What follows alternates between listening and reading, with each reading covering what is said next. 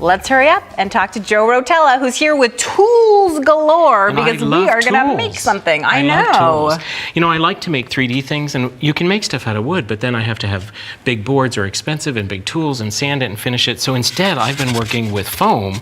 It's so light and it's easy to work with. So we're going to make a clock. And if we look at that clock, by the way, which you've brought, which is so beautiful, I did think it was wood until I went to pick it up. And again, you were right. It was so unbelievably light. I thought I was superhuman strong. Easy to hang then, easy to ship.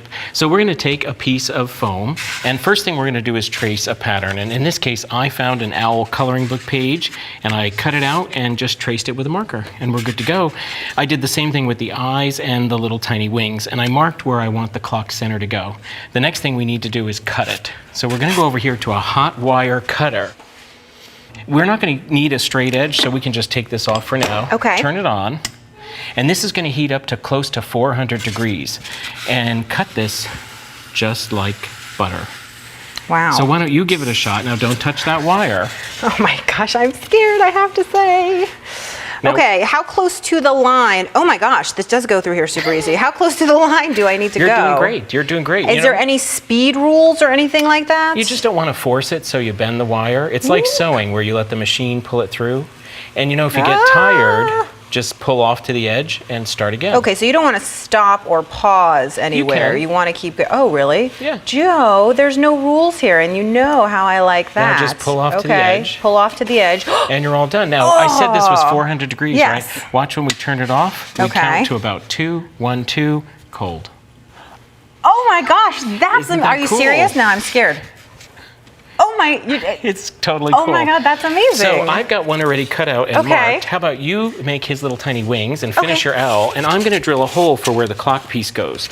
Now I have a clock mechanism, and the challenge is figuring out what size hole you need to drill to support this. So I have a little gauge, and this is one of my favorite tools to have in the workshop, because anytime I'm trying to figure out what size hole I need for a project, here I'm all done, and I know what size bit to use. So I've already loaded that bit. I'm not going to use the vise or anything, so just take all this out. If we drill it without a platform, there's nothing supporting that foam, and it'll just collapse through the little hole.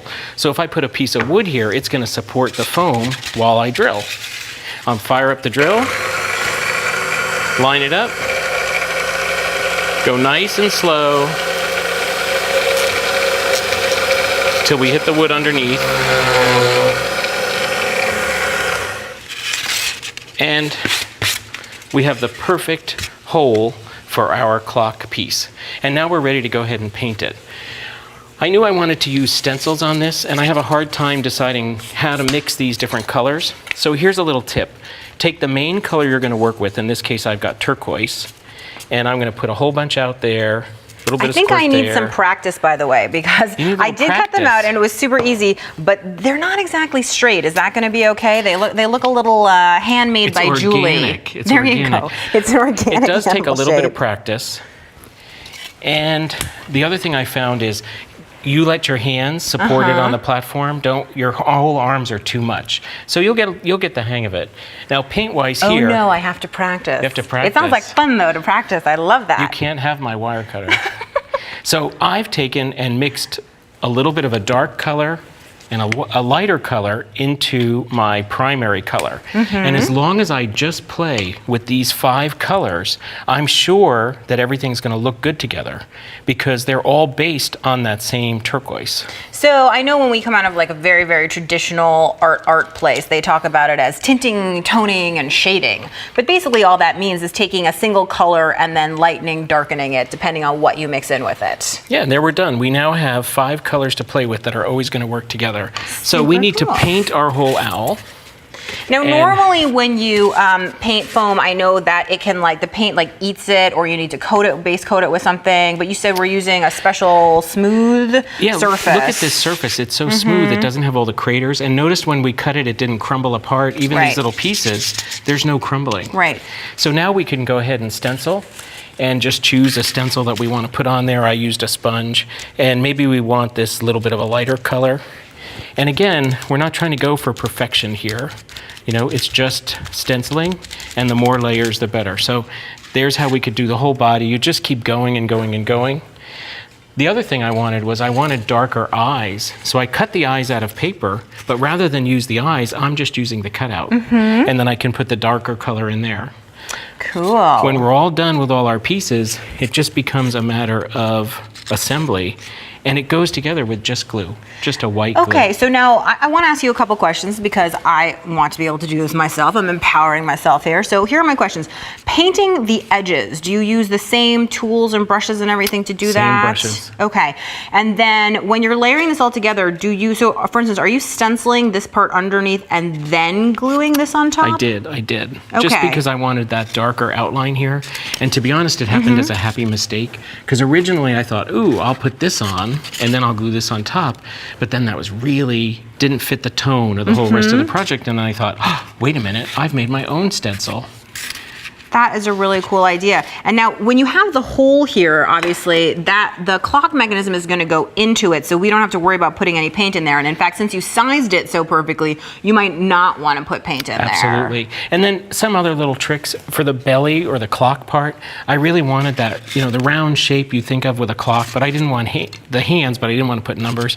I found a stencil that was just perfect for the round shape. Yeah, you know, I think we should actually stencil a little, and I'll notice, so this is a foam that you have that actually has two sides. There's a hard foam applicator on it, and then there's a soft foam, and now you use the hard foam, I know, for your initial stenciling. Personally, I've always found that the soft foam, if I may, does a slightly better job, and again, I want to dab off on there so I don't have a lot of paint, because that's going to give me the most accurate kind of stenciling that I want to have here, okay? So then, in fact, and if you want, and if you don't care and you want more of a smeary look, then of course you can pull it across and you get more of a kind of smeared look. And you know, of course, the thing that I like crafting with friends is you teach me about how to use a hot wire cutter, and I teach you a little bit about stenciling, and then I get to take home the clock I was going to with me. say, no matter how nice you are, you can't have my cutter. Now, the other thing was to think about eyes for this particular thing. And I love thrift stores, junk stores, flea markets. I'm at them all the time. And I found that old jewelry can be the perfect eyes. That is a great tip. And I see you brought a couple other projects with you too.